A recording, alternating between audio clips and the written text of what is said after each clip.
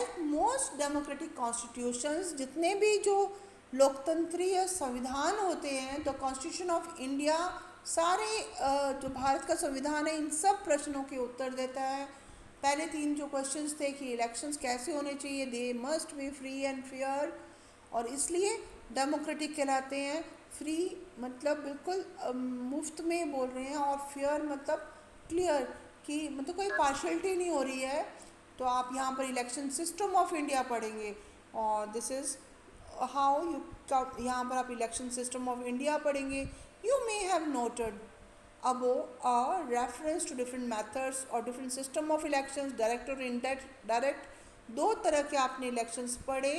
तो कौन सा सिस्टम है इलेक्शंस कंडक्ट करने का, और there are authorities and rules about dos and don'ts. यहाँ पर एक सिस्टम है इलेक्शंस कंडक्ट करने का, एक क्या करना चाहिए और क्या नहीं करना चाहिए, इसके रूल्स बने हुए हैं, और कुछ अथॉरिटीज़ हैं जो कि ये डिसाइड करती हैं is what the election system is all about. तो यहाँ पर कॉन्स्टिट्यूशन क्या रोल प्ले करता है, हम इसके बारे में पढ़ेंगे। In democratic elections people vote and their preference decides who will win the election. अब एक डेमोक्रेटिक कंट्री जो इंडिया है, यहाँ एक्टिविटीज़ आप खुद पढ़ेंगे, ये दे आर नॉट फॉर, ये हम लोग नहीं क्लियर करेंगे। तो अब देखिए, जो मतलब आप देख रहे हैं कि भारत जैसे देश में ये कॉन्स्टिट्यूशन डिसाइड करता है कि कौन कौन चुनाव की जो प्रक्रिया होती है उसमें कौन जो सिस्टम है वो वर्कआउट करेगा, और can be very different ways in which people make their choices. लोग अपना जो चॉइस जो होती है वो शो करते हैं कि दिस इज़ माई चॉइस, और उसको वोट करते हैं और अपनी प्रेफरेंस शो करते हैं कि this candidate is preferred by us. तो there are different rules of the game can make a difference to who the winner of the game will be. Some rules can favor bigger parties, some rules can help the smaller players, and some rules can favor the majority community, other can protect the minorities. तो यहाँ पर देख रहे हैं कि dramatic situation हो जाती है, कुछ रूल्स मेजॉरिटी के फेवर में हो सकते हैं, कुछ डिफरेंट माइनॉरिटी के फेवर में हो सकते हैं। अब यहाँ पर फर्स्ट पढ़ रहे हैं, ये क्वेश्चन आपके एग्जाम में भी आता है। First past the post system, ये देखिए first past the post system, ये वर्ड है FPPS। तो यहाँ पर ये आप एक क्लिपिंग देख रहे हैं न्यूज़पेपर की, पहली बार कांग्रेस को 3/4 बहुमत। तो ये first pass the post system ये है क्या, अभी हम पढ़ेंगे। तो देखिए, it talks of one historic movement in India democracy. Lok Sabha election हुए थे 1984 में, जब कांग्रेस की जो पार्टी थी उसको विनिंग 415 सीट्स मिली थी out of 543। Lok Sabha seats total जो थी उस समय 543 थी, 543 सीट्स, और उसमें से 415 सीट्स सिर्फ कांग्रेस पार्टी को मिली थी, मतलब मेजॉरिटी। तो 2/3 ऑफ मेजॉरिटी उसके फेवर में गई थी, 80% ऑफ द सीट्स उसको मिली थी। ऐसी विक्ट्री कभी भी रिपीट नहीं हुई लोकसभा में किसी भी पार्टी ने।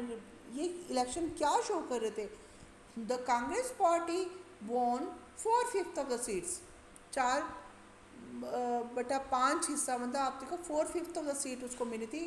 क्या ये शो करता है, ये शो करता है कि 4 out of 5 Indians voters voted for the Congress party.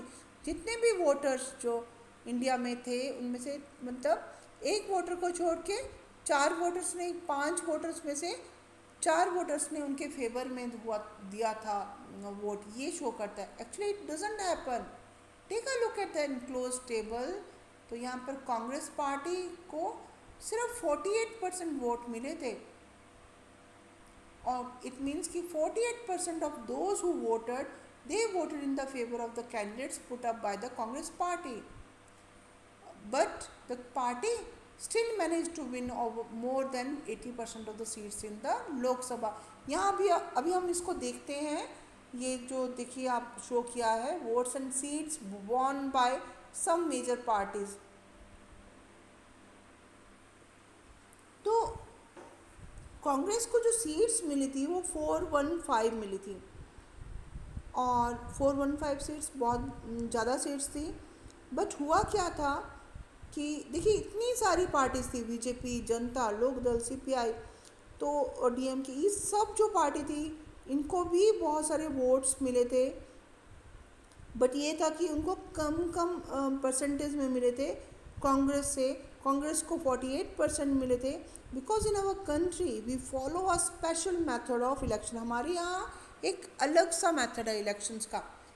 Under this system, इस सिस्टम में क्या करते हैं, entire country is divided into 5, 4, 3 constituencies. ये लोकसभा के इलेक्शंस की बात कर रहे हैं. पूरा देश 5, 4, 3 मतलब 5, 4, 3 कॉन्स्टिट्यूएंसीज मतलब लोकसभा क्षेत्रों में डिवाइड कर देते हैं. जो चुनावी क्षेत्र होते हैं कॉन्स्टिट्यूएंसीज बोलते हैं. 5, 4, 3 जो बिगर जैसे स्टेट्स हैं, जैसे राजस्थान, एमपी, तो उनमें ज़्यादा कॉन्स्टिट्यूएंसीज होती हैं. हिमाचल में जैसे या छोटे स्टेट्स में कम कॉन्स्टिट्यूएंसीज होती हैं. तो each constituencies elect one representative. हर जो चुनावी क्षेत्र होता है लोकसभा क्षेत्र, उसमें से एक कैंडिडेट चूज़ किया जाता है, और the candidate who secures the highest number of votes.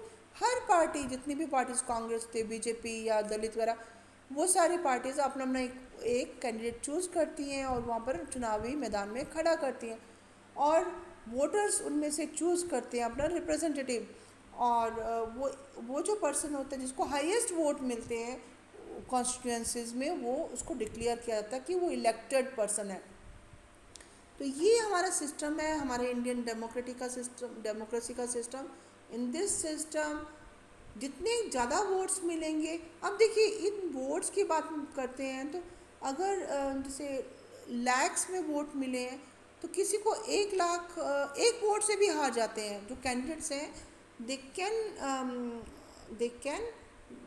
Lose the election by just winning one more vote. तो कुछ जो कैंडिडेट्स होते हैं वो सिर्फ एक वोट ज़्यादा होने से भी जीत जाते हैं.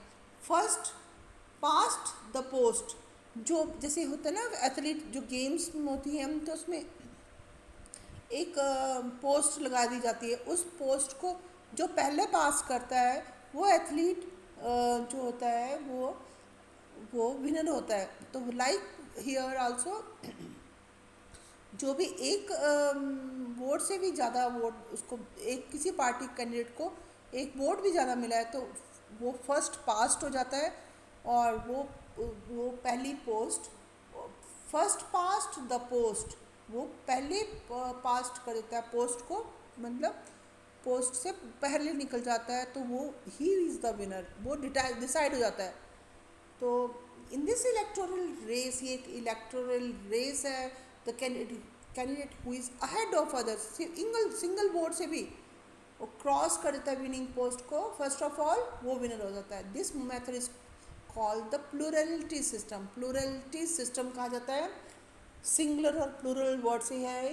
This is the method of election. ये हमारे कॉन्स्टिट्यूशन, संविधान में ये मेथड प्रिस्क्राइब्ड है. Let us now look at, go back to our example. जो कांग्रेस पार्टी, उसको क्या मिला, won greater share of seats than is share of votes.